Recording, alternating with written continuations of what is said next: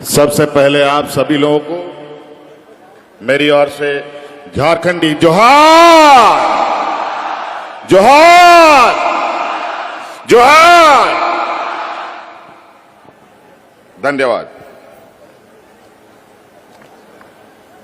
आज यहां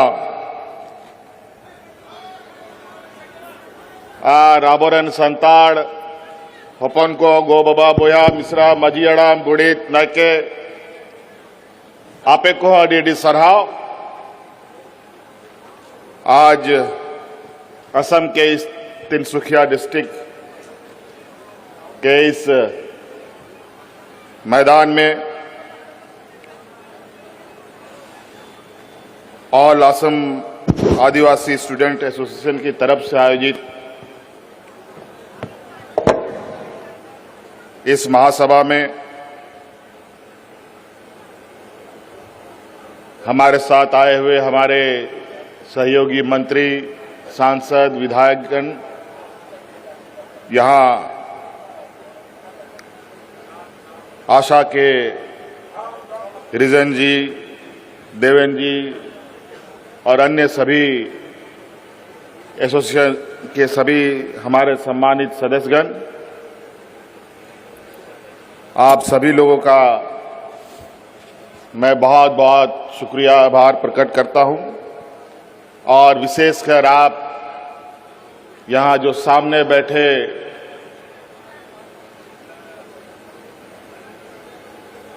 असम के विभिन्न कोने से आए हुए हमारे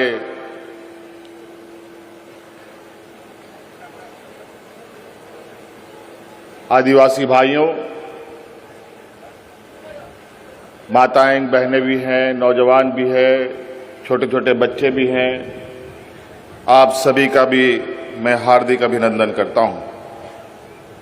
और विशेषकर मैं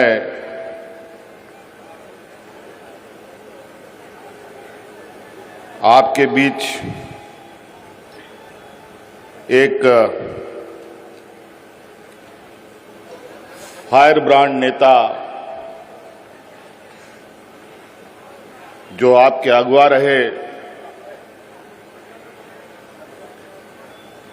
प्रदीप नाग जी को श्रद्धांजलि अर्पित करता हूं। और चूंकि असम की कुछ खबरों को भी मैं समय पर देखता हूं, कुछ घटनाएं कहीं ना कहीं हमारे बीच में या हमारे दिल के अंदर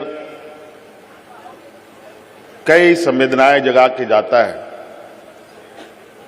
आपके असम के ही जुबिन गर्ग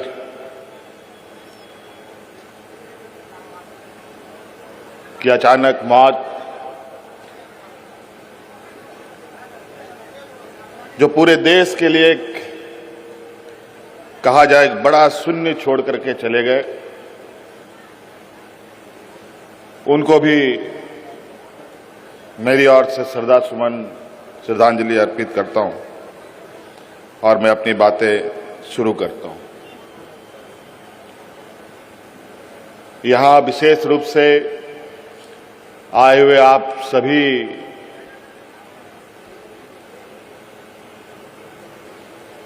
जो बरसों से 100-150 साल से रह रहे हमारे झारखंड के मूलवासियों,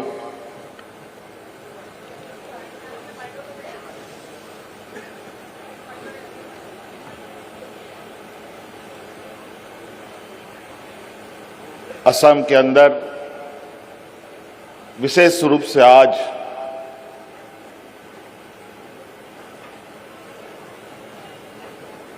आप सबके तकलीफों को, आप सबके ऊपर हो रहे अत्याचारों के और आपके व्यथाओं को सुनने के लिए हम यहां आए हैं। हम लोग झारखंड से आते हैं और कहीं ना कहीं झारखंड का जुड़ाव भी आप लोगों का बहुत पुराना रहा है।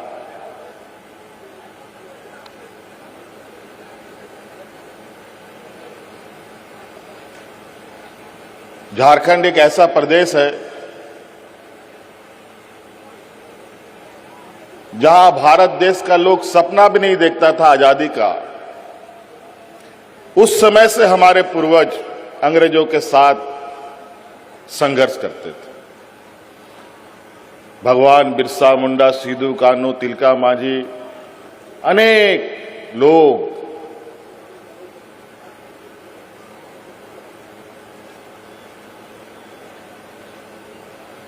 हमारे पीढ़ियों को बचाने के लिए, हमारे जल जंगल जमीन को बचाने के लिए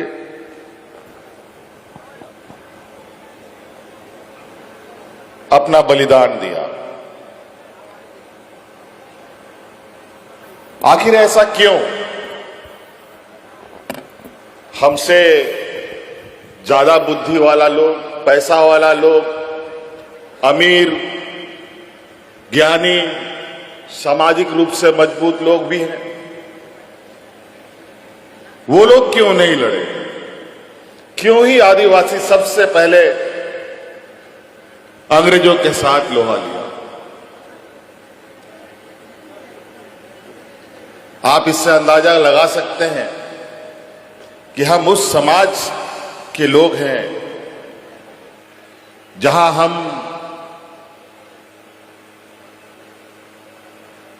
अपनी हक अधिकार की लड़ाई के लिए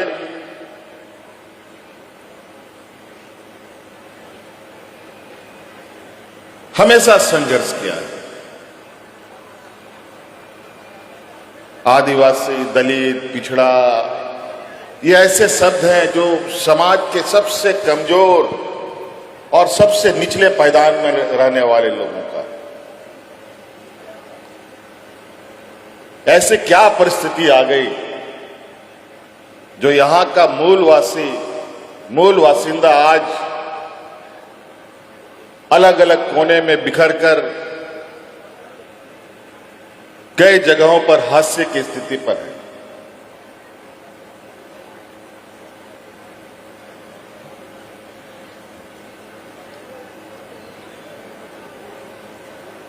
देश आजाद हुए 75 साल हो गए।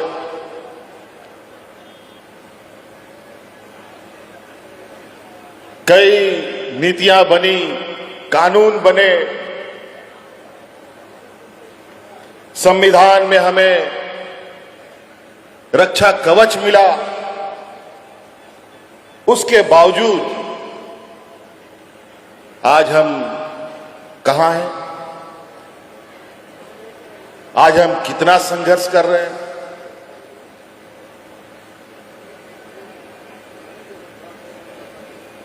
ये आप बहुत बेहतर तरीके से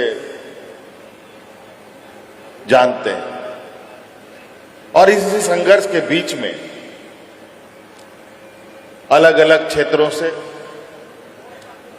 ऐसा नहीं है कि हम कमजोर हैं, हमें थोड़ा समय लगता है। हम सामाजिक रूप से कमजोर हैं, आर्थिक रूप से कमजोर हैं, बौद्धिक रूप से कमजोर हैं,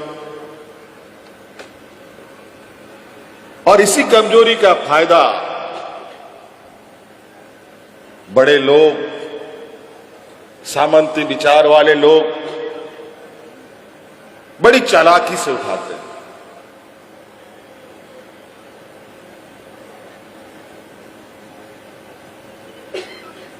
आदरणीय दिसोमगुरु शिबू सोरेन जी आज हमारे बीच में नहीं है।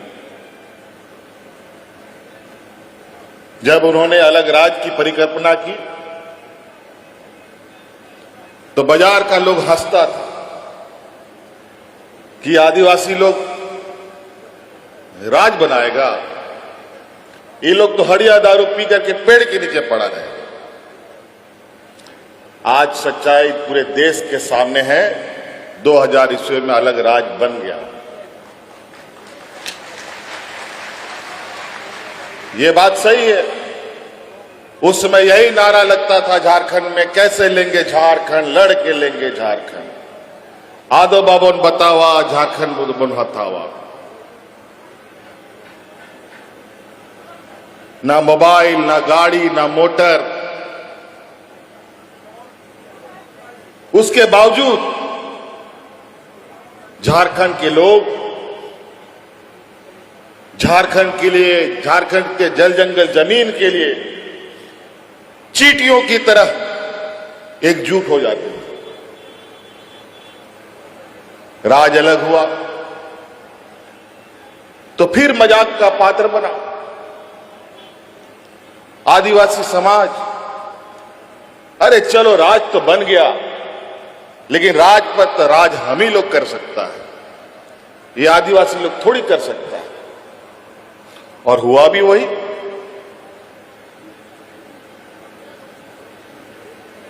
हम लोगों को तो राज लेना था। हमारे अग्रणी नेताओं ने सोचा कि राज अलग होगा, झारखंड के आदिवासियों का, वहां के मूलवासियों का विकास होगा।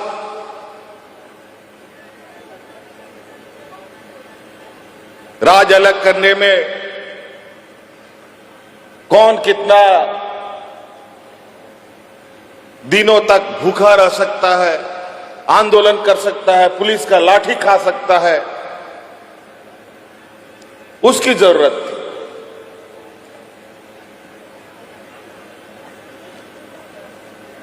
और नतीजा ये हुआ कि हम सब लोगों का विधायक कम और हमारे विरोधियों का विधायक लोग ज्यादा बन गया। और लगातार वो लोग सत्ता में रहा। 15-16 साल से अधिक वर्षों तक उन लोगों ने झारखंड में राज किया और झारखंड की हालत वो बना दिया कि अगर हम लोग फिर से कमाल नहीं संभाले होते तो शायद झारखंड बच नहीं पाता। इन 16-17 सालों में झारखंड में लोग भूख से मरने लगे थे। हाथ में राशन कार्ड लेकर के भात भात करके लोग मरा। हमने देखा, हम उन लोगों के घर भी जाते थे। आदरणीय गुरुजी उसमें बुजुर्ग हो रहे थे। फिर हम लोगों ने कमान संभाला। नहीं, ऐसा नहीं हो सकता। इतना हमारा पूर्वजों का जो बलिदान है, जो उनका खून बहा है, इतने महिलाओं का मांग का सिंदूर उजड़ा है, इतना नौजवान अनाथ हो गया है, इनका बलिदान को ऐसे नहीं जाने दिया जाएगा। हम लोगों ने कमर कसा, पूरे राज्य में संघर्ष यात्रा निकाली।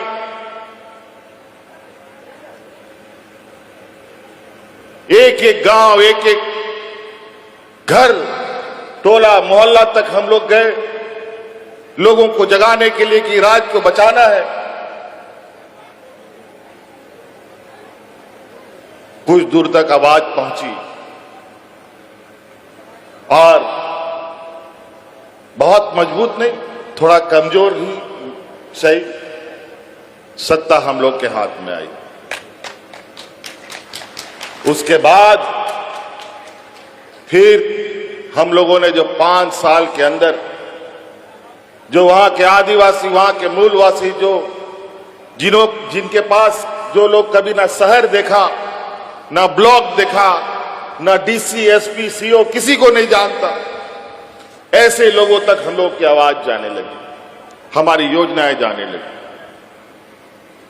और अंतोगत्वा 2019 की चुनाव में जब हमारे विपक्ष प्रचंड ताकत के साथ राज पे राज जीते जा रहे थे, राज के नेताओं को डरा धमका करके ईडी सीबीआई करके जेल में ठूसा जा रहा था, हमारा भी बारी आ गया। हमारे राज में भी उन लोग धमक पड़े। पूरे कार्यकाल एन केन प्रकारेण सरकार गिराव अभियान चला, लेकिन हम लोगों ने भी मजबूती से मोर्चा संभाल रखा था। कई बार कोशिश हुई, जब जब उन लोगों ने कोशिश किया उनको मुंह की खाने पड़ी। और आज 2019 में वही झारखंड की जनता ने इतना बहुमत दिया कि आज तक उतना बहुमत के साथ कोई भी सत्ता में नहीं आया।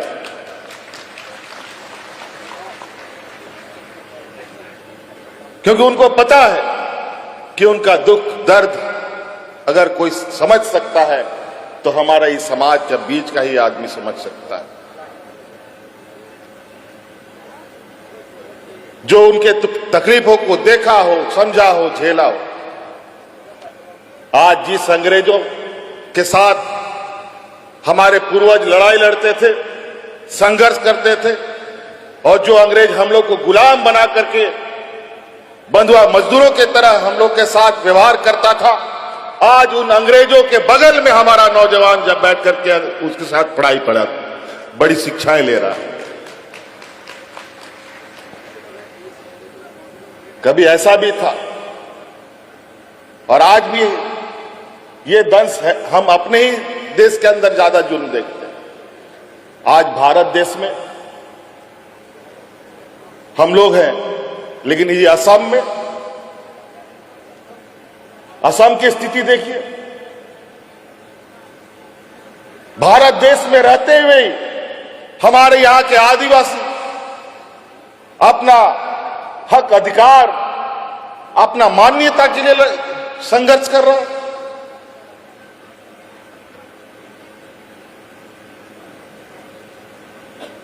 ये तो बड़ा ही विचित्र बात है।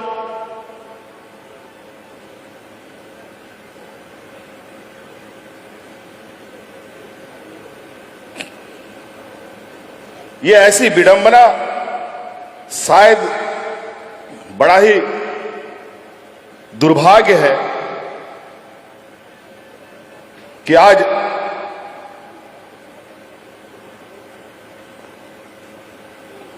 अपने ही देश के अंदर हम लोग अपना अधिकार, अपना मान्यता पाने के लिए संघर्ष कर रहे हैं। बातें कई सारी हैं, एक एक पीड़ा अगर हम लोग पर बहस करेंगे तो बहुत लंबा बहस होगा। चाय का उद्योग, इस देश का चाय का उद्योग आदिवासियों के खून पसीने से चलता है। पूरा देश का चाय का उद्योग, और आज आदिवासी किस हाशिए पर है? अभी तो हमारे चमड़ा लिंडा जी ने बताया कि अलग अलग राज्यों में क्या मिलता है। आज आपको न्यूनतम मजदूरी भी उपलब्ध नहीं है।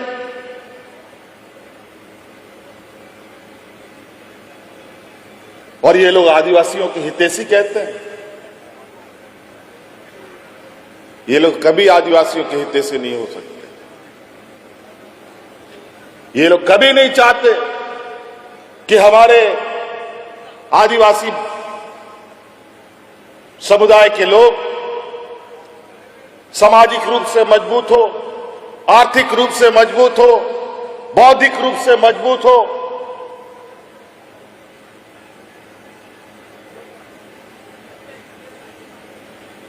अगर हम बौद्धिक रूप से, आर्थिक रूप से बौद्धिक मजबूत होने लग गए तो हम अपनी हक अधिकार की बात करेंगे, हम अपने जल जंगल जमीन की बात करेंगे, हम उनसे बहस करेंगे।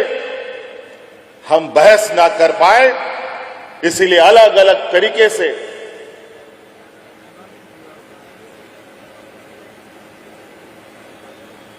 हम पर ये लोग जुल्म करने पर लगे रहते हैं। अगर यहां का आदिवासी, देश का आदिवासी, दलित, पिछड़ा पड़ गया, आर्थिक रूप से मजबूत हो गया, बौद्धिक रूप से, आज बाबा भीमराव अंबेडकर जी को इतना बड़ा विद्वान होने के बावजूद इन सामंती विचार वालों ने उनको नीचा दिखाने का कोई कसर नहीं छोड़ा।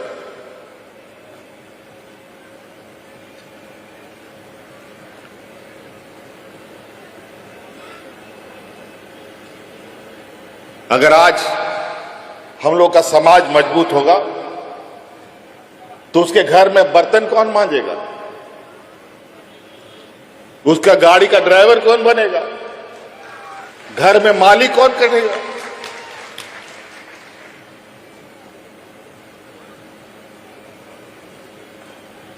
ये लोग इतने गरीब गुरुआ के प्रति, आदिवासी दलित पिछड़ों के प्रति इतना जहर इनके अंदर है कि नाग सांप भी फेल हो जाए, इतना ये लोग के अंदर द्वेष है।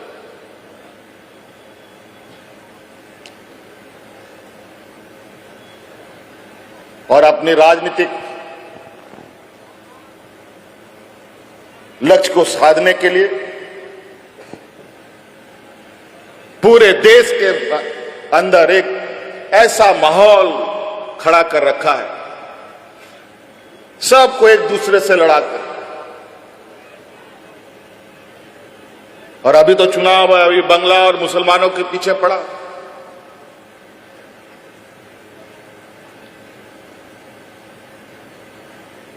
अभी हमको पता चला है कि आपके इस कार्यक्रम को असफल कराने के लिए अगल बगल मंत्रियों का भी दौरा चल रहा है।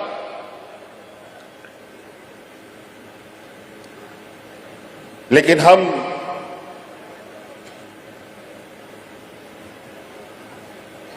एक एक बूंद इकट्ठा करके घड़ा भरने वालों में से, और हम जानते हैं कि अगर हम लोगों ने चीजें साध ली, हम तो कहते हैं कि हमें उस जगह पर ना पहुंचा दिया जाए। असम के सरकार से हम यही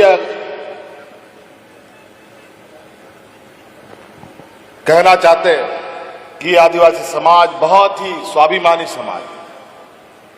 अगर आपने मजबूर किया तो भगवान बिरसा मुंडा की धरती के संतान है,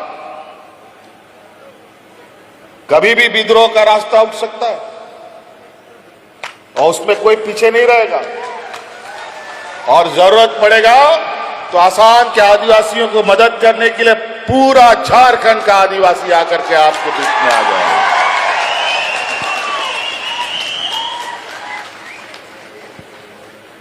कई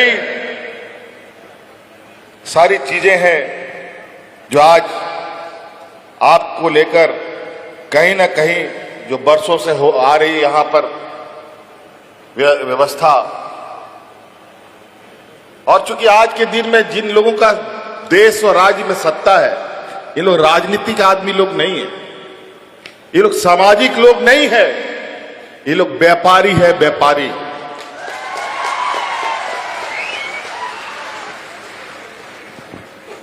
एक बहुत बड़ा विद्वान व्यक्ति था, चाणक्य, नाम सुने हैं ना? चाणक्य कहते थे कि जिस देश का राजा व्यापारी, उस देश का प्रजा भिखारी बने।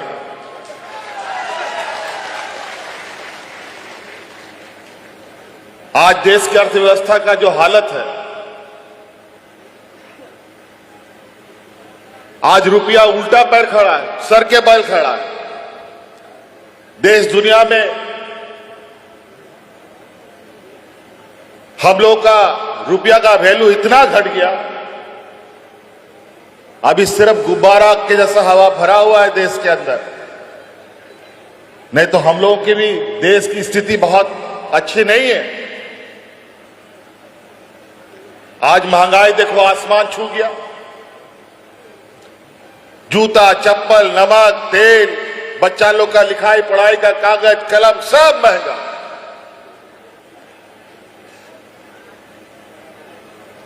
महंगाई कम करने के नाम पर ये लोग सत्ता में आए थे, लेकिन कम क्या करेंगे? महंगाई आसमान बेलगाम घोड़े की तरह चल रहा है। याद कीजिए वो दिन, ये लोग सत्ता में कितना झूठ बोल के आया। सबके खाता में 15 लाख आएगा, आया क्या? बल्कि जितना घर में पैसा था नोटबंदी करके सब निकाल के लेके चला गया। इसको कहते हैं आर्थिक मार। और आर्थिक किसी भी घर का रीढ़ का हड्डी होता है। किसी भी आदमी का अगर रीढ़ का हड्डी निकाल दीजिए तो खड़ा नहीं हो पाएगा, गिर जाएगा धड़ाम से।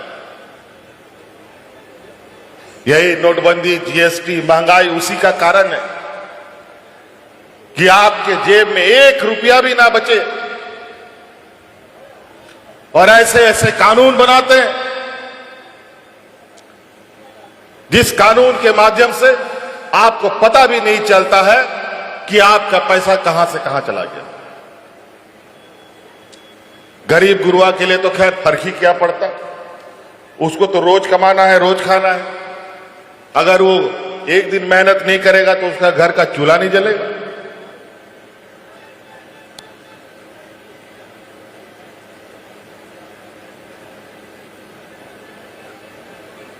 तो इसलिए साथी चबरा जी ने बहुत संक्षिप्त में बहुत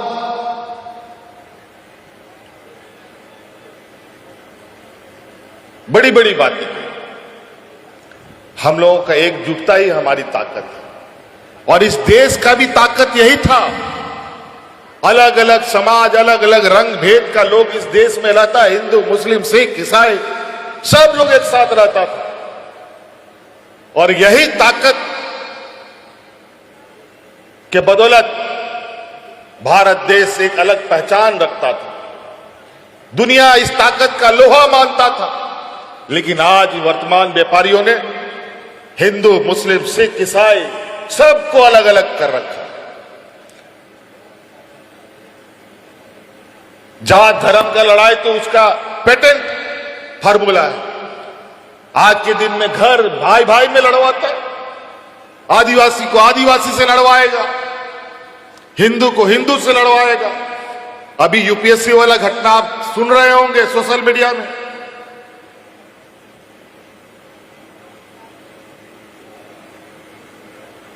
फूट डालो और राज करो का जो मंत्र है, इन लोगों ने बहुत अच्छे तरीके से पढ़ा है। और इस मंत्र का काट एक ही है कि हमें एकजुट रहना होगा। कोई उपाय नहीं है और एक ही रास्ता चलना होगा। दुनिया भर लोग आएंगे रास्ता दिखाने के लिए, दुनिया भर का मंच सजेगा, दुनिया भर का नेता आएगा। कई लोग आपको बहुत लच्छेदार भाषण सुनाएंगे।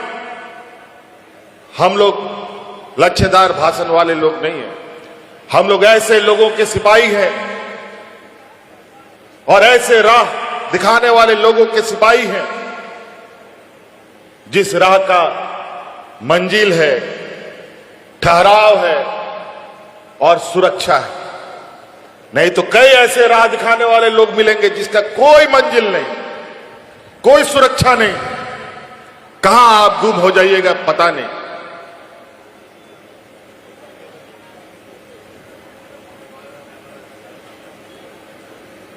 आज हम लोग इसीलिए एक स्वाभिमान और एक गर्व का इतिहास हमारा एक परछाई के रूप में हमारे साथ चलता है। आज स्वाभिमान के साथ हम नजर से नजर मिला के चलते हैं। आज इन लोगों ने तो मुझे जेल में भी डाल दिया था। हमने कहा या तो हमको खत्म कर दो, अगर मैं बच गया तो तुम लोग का नाश तय है। और नतीजा ही हुआ, सत्ता फिर उनको बाहर कर दिया। और आज आपका ये नौजवान भाई, बेटा, दोस्त, जो भी आप कह लें, दुनिया का इतिहास है, पहली बार दुनिया का सबसे बड़ा वैश्विक मंच वर्ल्ड इकोनॉमिक फोरम जो स्विट्जरलैंड में हुआ, इस दुनिया का इतिहास में पहली बार एक नौजवान आदिवासी ने वहां अपना प्रतिनिधित्व किया।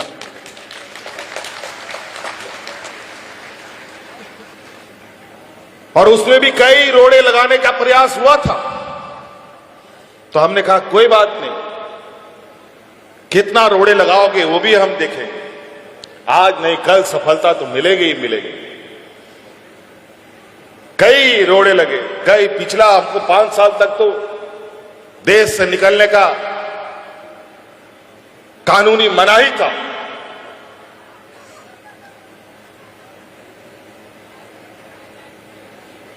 हमारे राज्य ने पूरा देश को बहुत सारी चीजें दी। देश की अर्थव्यवस्था में झारखंड सबसे ज्यादा कंट्रीब्यूट करने वाला राज्य है, लेकिन वहां के लोग बेचारे बुरे हाल, फटे हाल। हमने तय किया इस राज्य ने बहुत कुछ दिया है, अब इस राज्य को देने की जरूरत है।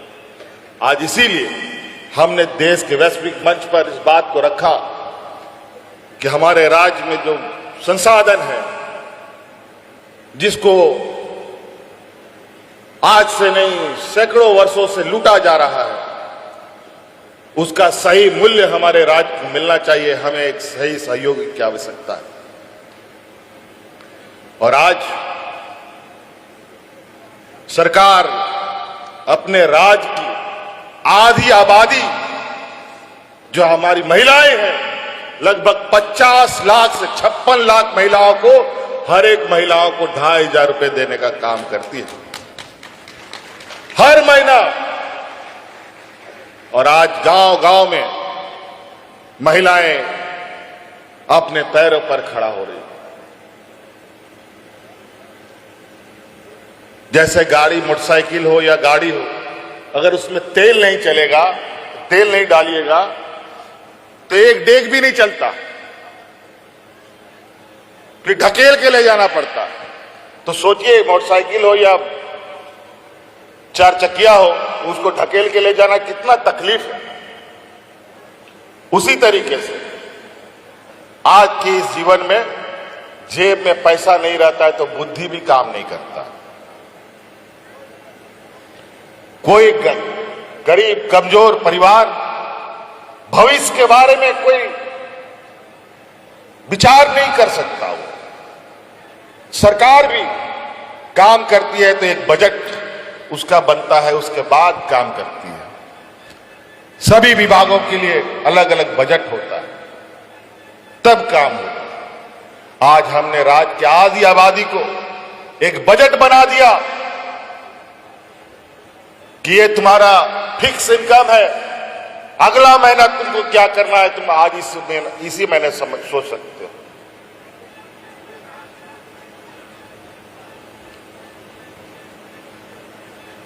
और आज हमारे इस योजना का कॉपी करके अलग अलग राज्यों में झूठा आश्वासन दे करके चुनाव जीतने का काम हमारे विपक्ष और भाजपा के लोग करते हैं।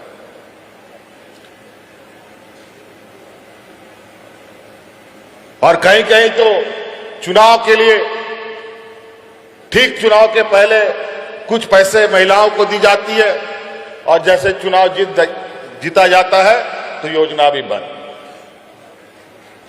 ये भी बेवकूफी होता है।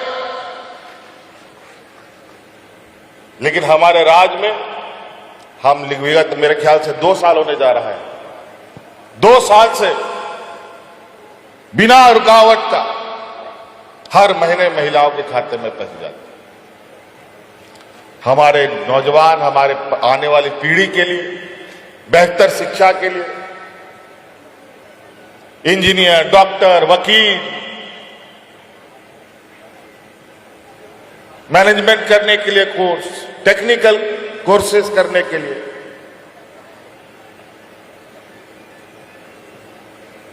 सरकार ने एमयू कर रखा है बैंकों के साथ कि कोई भी विद्यार्थी को, कोई भी नौजवान को, कोई भी टेक्निकल मेडिकल और हायर एजुकेशन के लिए पैसे की आवश्यकता है तो 15 लाख रुपया तक बिना कोई बंधक रखे गाड़ी मोटर घर द्वार कुछ नहीं, विदाउट कोलेटरल उसको 15 लाख रुपया बैंक उपलब्ध कराएगी तुरंत। ये हमारे राज्य में कानून। आपका यहां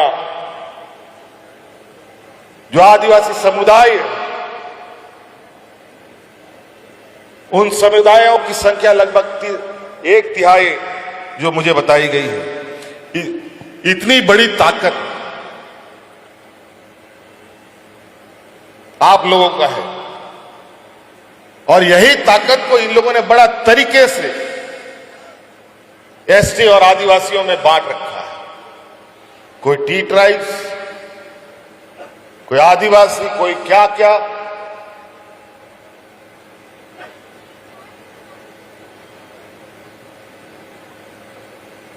तो ये लोग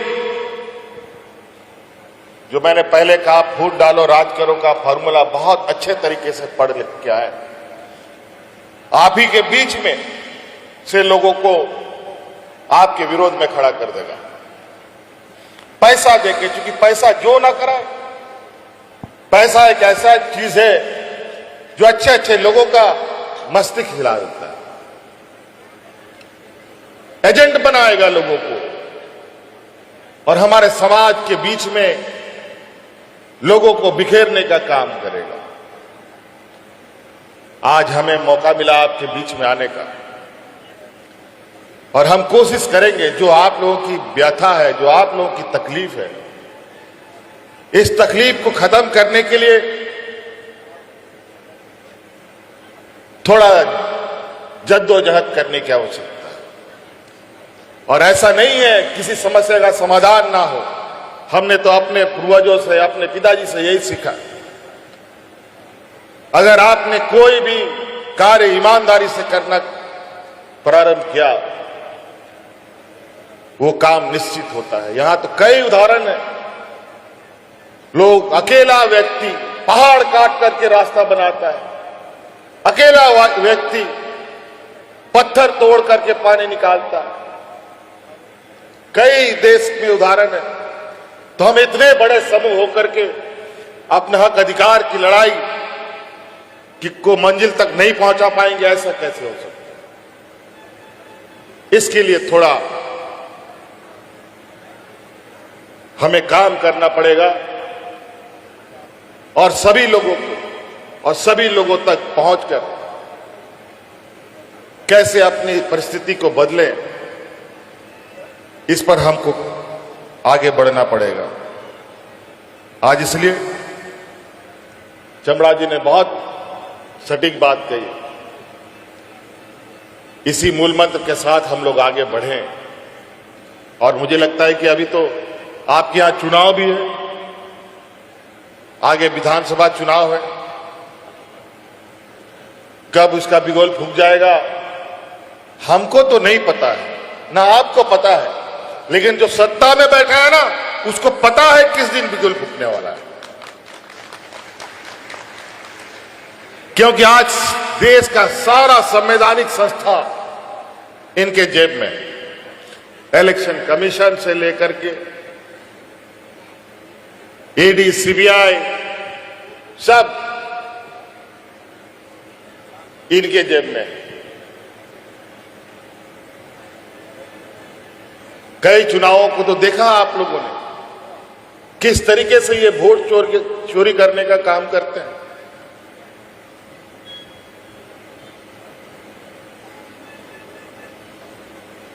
वोटर पुनरीक्षण के नाम पर कितने बड़े पैमाने पर लोगों का वोट का अधिकार छीन लेता है और बड़ी चालाकी से इनको पता है ये चोरी नहीं, ये डकैती कर रहे हैं। और आने वाला समय में समय का परिवर्तन होता है। आने वाला समय में परिवर्तन हुआ तो जो पदाधिकारी उस समय रहा होगा उन पदाधिकारियों को जेल में जाने से कोई नहीं बचा सकता। और इसीलिए ये कानून बनाते हैं कि इन पदाधिकारियों को सजा ना हो।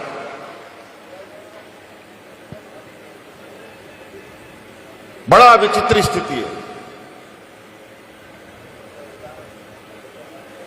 आज गरीब गुरबा लोगों के लिए आने वाला समय बहुत अच्छा नहीं है। आज ट्रेन का भाड़ा, बस का भाड़ा, खाने पीने का सामान, पढ़ाई लिखाई का सामान, पहनने का सामान, सारा चीज महंगा होगा। कैसे गरीब लोग जिएगा? कहीं ना कहीं बड़े पैमाने पे अलग अलग कोने से हमें तैयार होना पड़ेगा और ऐसे लोगों को राजनीतिक रूप से जवाब देना पड़ेगा। इस लोकतंत्र का ये चुनाव ही एक ऐसा माध्यम है जो 5 साल में एक बार मौका मिलता है आपको सही सवाल और जवाब समझने जानने के लिए। फिर नहीं तो 5 साल तक आप रोते रहिएगा, कोई आंसू पूछने नहीं आएगा।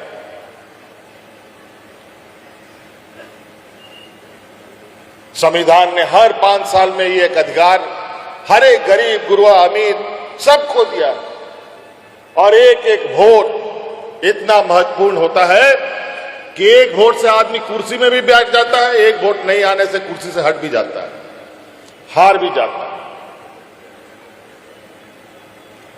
इसीलिए ये ताकत हम लोग का अचूक ताकत है। अगर हम लोगों ने इस ताकत को एक गठरी बना करके एक साथ रख लिया तो देश का कोई भी ताकत आ जाए उस गठरी को तोड़ना असंभव हो जाता है।